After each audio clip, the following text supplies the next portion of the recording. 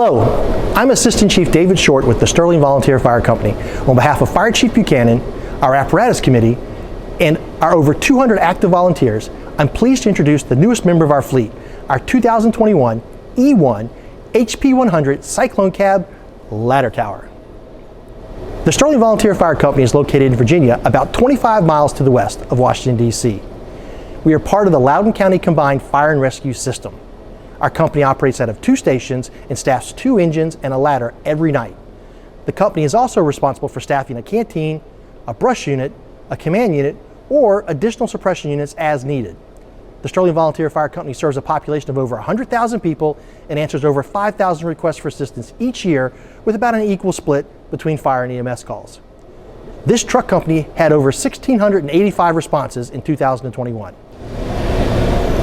There are 2 primary reasons we went with E1. The biggest reason is the outrigger system. The reduced footprint and the speed of deployment were very attractive to us.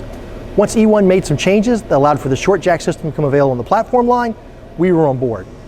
The other reason was the strength of the truck and the load that the ladder can handle. It's rated about 30% more weight than the other models we looked at and maintains its full weight rating when extended and flowing water. So let's take a closer look at some of the features that makes this truck special. First off, this unit has a 600 horsepower Cummins X15 diesel engine and an Allison 4500 EVS transmission. The result of that pairing is a truck that is geared for quick acceleration rather than a high top speed. We also designed it to stop quickly by combining a traditional Jacobs brake with a transmission retarder. A good driver in the right conditions can bring this truck almost to a stop without using the foot brakes. Up front, our most obvious feature is the shiny aluminum ladder and the platform that can deploy 100 feet in the air, has a working load of 1,350 pounds, and allows us to flow up to 2,000 gallons a minute of water. Next is our high-vis LED brow light. It's got 3 lighting modes and also has the integrated DOT lights when the white lights are turned off.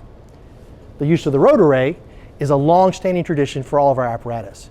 The Schleppitz light, or as it's now known as the road array, was first built in a small shop about 2 miles from our station. To go along with our emergency lighting is our power call siren. Power call is owned and operated by one of our life members, and we're proud to keep some things in the family.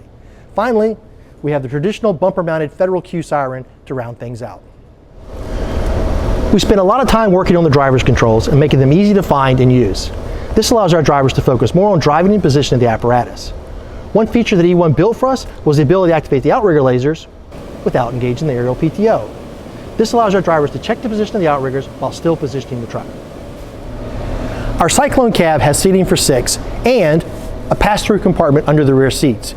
The officer side of the truck features a full-height EMS compartment that's accessible from both inside the cab and from the street. The next unique feature is built around the Harrison Diesel Auxiliary Power Unit generator. This unit provides AC power for external equipment and DC power for onboard emergency and scene lighting and supplemental heating, ventilation, and air conditioning. The truck is programmed so that if it idles for more than 5 minutes and the ladder is not engaged, the generator will power on and keep things running, and the main diesel engine will shut down. This should cut down on emissions and save us on some maintenance costs. We also put a lot of thought into the look of the truck. We wanted it to be something that our members and residents can be proud of. A good example of that is our lighted signboard. Besides highlighting the name of our home, it also features our original company patch from the 1970s, when our company put in service our first ladder truck. Next, we have our 2 200-foot cord reels, one on each side. This allows us to provide power away from the truck. We added cornering lights all along the side of the truck and an indicator in the rear handrail that activates with the turn signal. All of this helps with visibility and situational awareness. On the rear of our truck, we have a hinged signboard that allows us direct access to the ladder for things like Stokes basket operations.